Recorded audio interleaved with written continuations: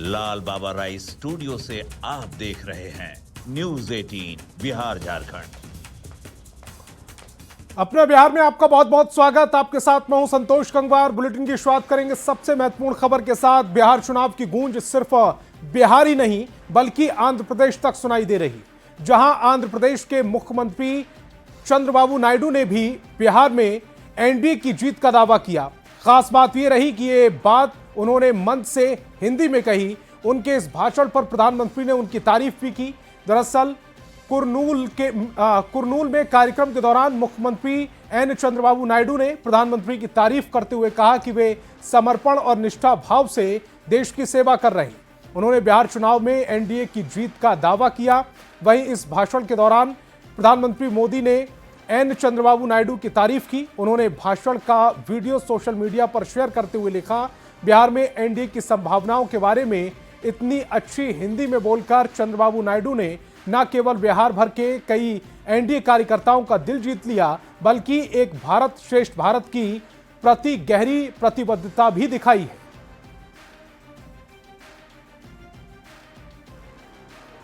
श्रीशैलम ब्रह्मरांबा मल्लिकार्जुन स्वामी से प्रार्थना करते हैं कि वे मोदी जी को देश की निरंतर प्रगति करने की शक्ति दे और हमारा विकसित भारत का सपना पूरा करे।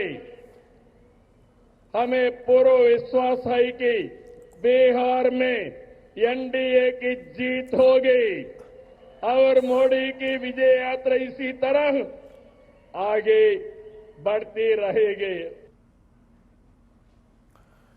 और केंद्रीय मंत्री अमित शाह के छपरा दौरे को लेकर तैयारी पूरी कर ली गई है। डीआईजी नीलेश कुमार ने तरैया के मांझोपुर में कार्यक्रम स्थल का जायजा लिया। केंद्रीय मंत्री अमित शाह यहां जनक सिंह के समर्थन में आयोजित चुनावी सभा को संबोधित करेंगे। गृह मंत्री के आगमन को लेकर तैयारियां जोर शोर से चल रही हैं। वहीं इलाके की सुरक्षा भी बढ़ा दी गई है।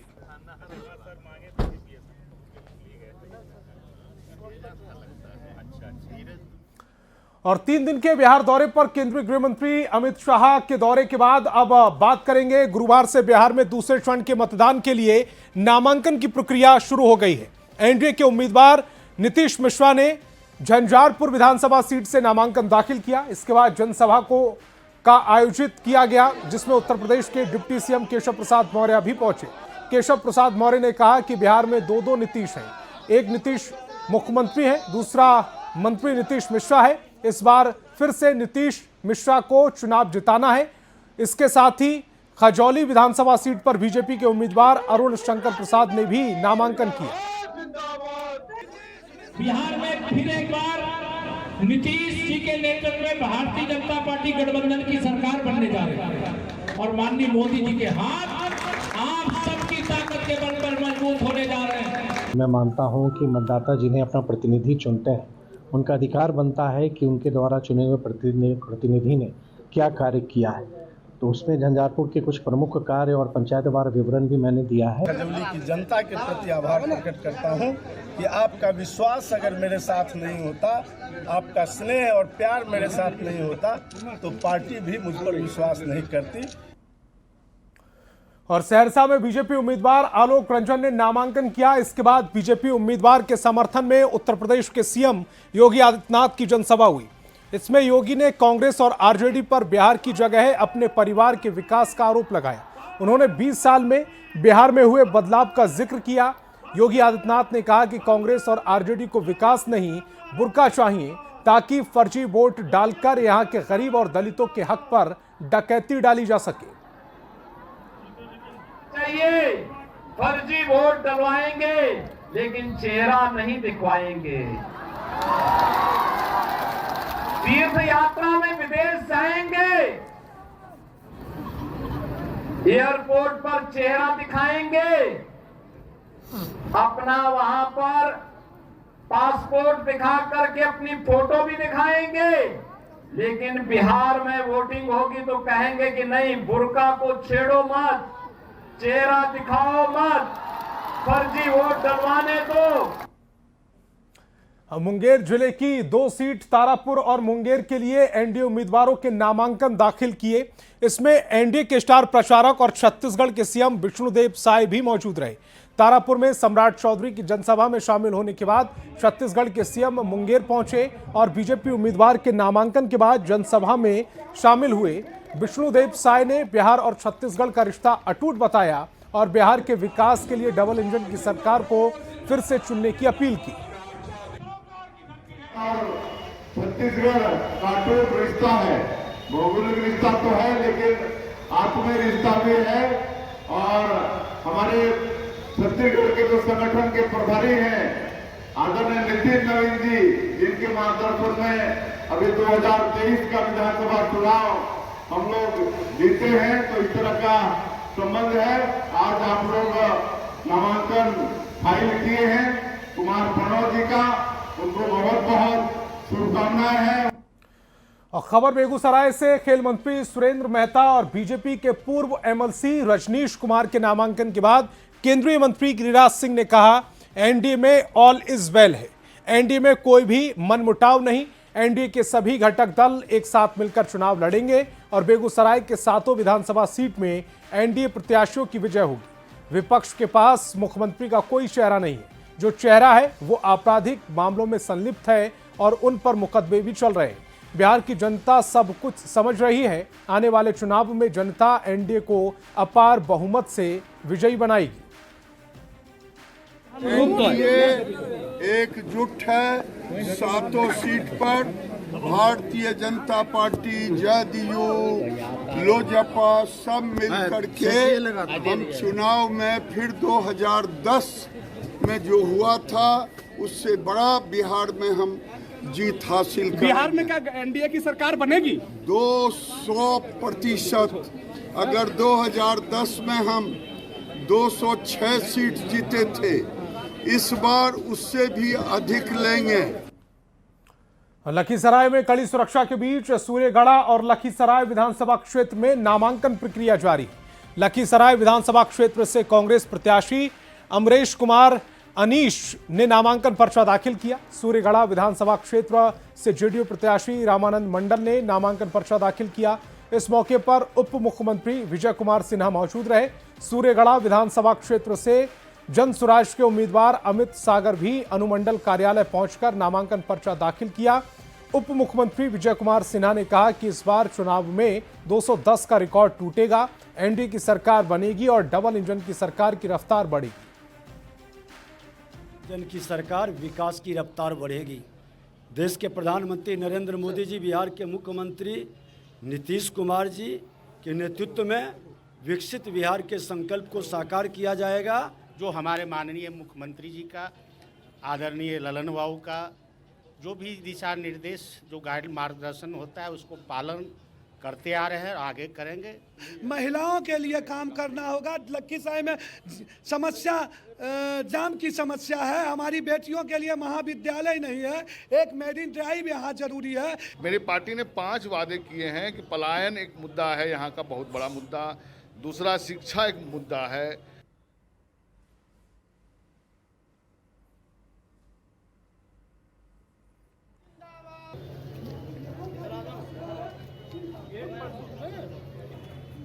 और खेसारी लाल से जुड़ी इस वक्त की बड़ी खबर मिल रही है। छपरा से चुनाव लड़ेंगे खेसारी लाल यादव, यह तय हो चुका है। लालू प्रसाद ने आरजेडी का सिंबल दिया है, पत्नी चंदा देवी भी साथ थी। लालू की विचारधारा पर भरोसा जताया है। जन समर्थन से जीत का दावा भी खेसारी लाल ने किया है। खेसारी लाल ने आरजेडी की सदस्यता थोड़ी देर पहले ली थी और यह बड़ी खबर खेसारी लाल से जुड़ी हुई। छपरा से चुनाव लड़ेंगे खेसारी लाल यादव। तस्वीर भी इस समय आपकी टेलीविजन स्क्रीन पर है। लालू प्रसाद ने आरजेडी का सिंबल दिया, पत्नी चंदा देवी भी साथ रही। लालू की विचारधारा पर भरोसा जताया है, जन समर्थन से जीत का दावा किया। खेसारी लाल ने आरजेडी की सदस्यता ली। तस्वीर भी देखिए, इस समय आपकी टेलीविजन स्क्रीन पर है और खेसारी लाल यादव ने खुद इसका ऐलान भी किया है। तो बड़ी खबर, महत्वपूर्ण खबर, बिहार विधानसभा चुनाव से जुड़ी ये सबसे बड़ी खबर इस समय आपकी टेलीविजन स्क्रीन पर। और अमित हमारे संवाददाता ज्यादा जानकारी के साथ फोन लाइन पर जुड़ रहे हैं। अमित, खेसारी लाल यादव जो थोड़ी देर पहले तक ये कह रहे थे कि पत्नी लड़े या मैं लड़ूं, एक ही बात है, और पहले उन्होंने पत्नी को आगे किया चुनाव लड़ने के लिए, चूंकि उनका वोटर कार्ड में नाम नहीं निकला, इसलिए अब उन्होंने खुद को आगे किया है, चुनाव लड़ेंगे, सिंबल मिल चुका है। बिल्कुल, देखिए खेसारी लाल यादव ने इसकी जानकारी सीधे सोशल मीडिया के जरिए दी। हालांकि शाम में जब पत्रकार पूछ रहे थे उनसे कि आप लड़िएगा या आपकी पत्नी लड़ेगी, पहले चूंकि ये बात सामने थी कि चंदा जो उनकी पत्नी है वो चुनाव लड़ेगी, फिर बातें आई कि वो चुनाव नहीं लड़ेंगी। वजह जो है यही था जो आपने बताया कि उनका वोटर ID कार्ड जो है वो बिहार में नहीं है, इस कारण से वो चुनाव नहीं लड़ सकती। तो खेसारी लाल यादव ने सीधे जवाब उस समय नहीं दिया। उस समय उन्होंने कहा कि मैं लड़ूं या मेरी पत्नी लड़े, बात एक ही है, और जीत का दावा किया उस समय उन्होंने। लेकिन अब सोशल मीडिया पे उन्होंने साफ तौर पे लिखा है कि जो छपरा का बेटा है खेसारी लाल यादव, वो आपके साथ आपके बीच जो है वो सेवा करने के लिए आया है और अपनी जीत का उन्होंने दावा भी किया है। तो कहीं ना कहीं कह सकते हैं कि जो उनके समर्थक हैं, जो उनके चाहने वाले हैं, उन पर उनका टूट विश्वास है और यही वजह है कि उन्होंने साफ तौर पे कहा है कि उनकी बड़ी जीत होगी और एक ऐतिहासिक जीत होगी।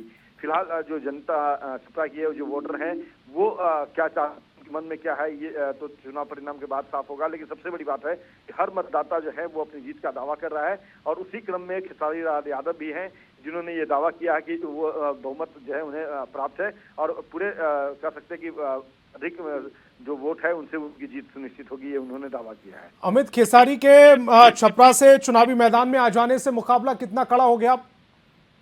देखिए, निश्चित तौर पे चूंकि खेसारी लाल यादव जो हैं वो काफी सुलझे हुए व्यक्ति हैं, एक अभिनेता और गायक तो हैं ही, उसके साथ साथ सुलझे हुए व्यक्ति हैं और छपरा के जो लोग हैं उनके बीच जब भी वो जाते हैं तो एक साधारण व्यक्ति के तौर पे वो उन लोगों से मिलते जुलते हैं, उनके विवादों को स्वीकार करते हैं, उनको अपने भाई बेटे का जो सम्मान है वो उन्हें मिलता है। और यही विश्वास, अटूट विश्वास है कि खेसारी लाल यादव ने यह दावा किया है कि एक बड़ी जीत होगी, ऐतिहासिक जीत होगी और छपरा की पूरी जो वोटर हैं, मतदाता हैं, उन्होंने उनके प्रति आभार भी जताया है और लालू प्रसाद यादव को लेकर के भी उन्होंने आभार जताया कि उन्होंने विश्वास जताया।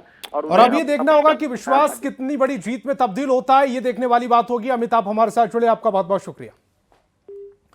और किशनगंज से बड़ी खबर मिल रही है, भोज में बिरयानी की लूट का वीडियो वायरल होने लगा है। बहादुरगंज विधानसभा क्षेत्र से AIMIM प्रत्याशी तौसीफ आलम ने नामांकन से पहले भोज रखा था, समर्थकों के लिए बिरयानी की दावत का आयोजन किया था और दावत में पहुंची भीड़ किस तरह से बेकाबू हो गई, तस्वीरें देखिए इस समय, किस तरह से बिरयानी पर छीना झपटी हो गई।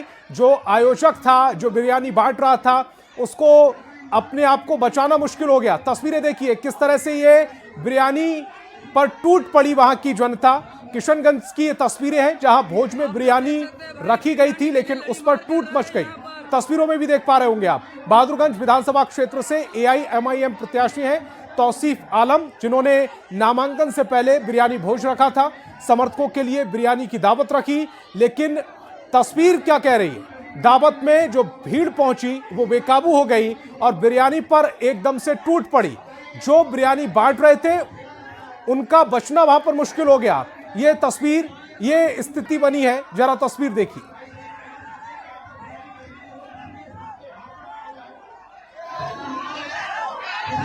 तो तस्वीर इस समय आपकी टेलीविजन स्क्रीन पर है और तस्वीर ये बयां कर रही है कि बिरयानी के प्रति लोगों का प्रेम कितना है। अब AIMIM के जो प्रत्याशी है उनके प्रति कितना प्रेम है वो अलग बात है, लेकिन तस्वीर ये बता रही है कि बिरयानी बहुत पसंद है यहाँ की जो पब्लिक है, यहाँ की जनता है। और जो लोग छत पर बैठे हुए हैं उनको भी लूटकर बिरयानी दी जा रही है।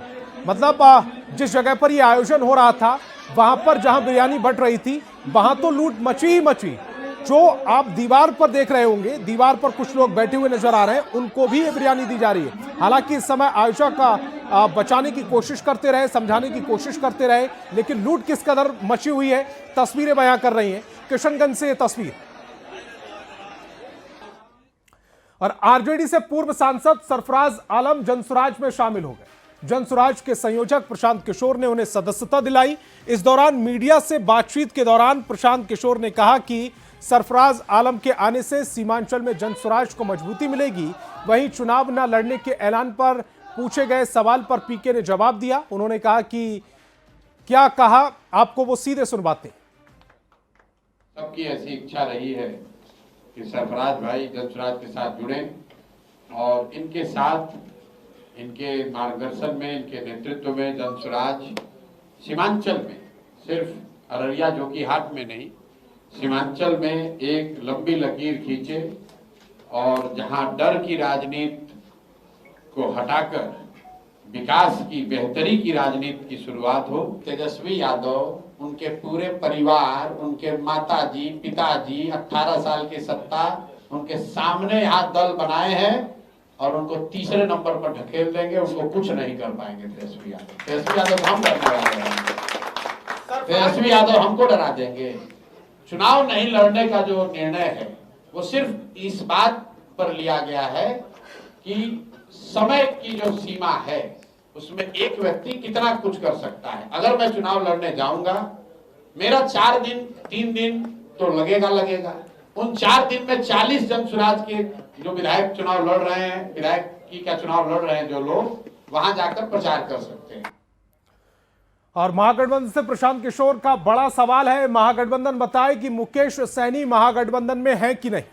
प्रशांत किशोर ने पूछा है कि सीट की बात तो बाद में होगी, वीआईपी से अभी तक किसी को सिंबल नहीं दिया गया, दूसरी पार्टियों ने डबल सिंबल भी दिया है और अब वो सवाल ये पूछ रहे हैं कि मुकेश सहनी महागठबंधन में है या नहीं। सबसे पहले महागठबंधन ये बताए। तो महागठबंधन से प्रशांत किशोर ने यह बड़ा सवाल पूछा है। महागठबंधन बताए कि मुकेश सहनी महागठबंधन में है कि नहीं। सीट की बात तो बाद में होती रहेगी, वीआईपी से अभी तक किसी को सिंबल क्यों नहीं मिला।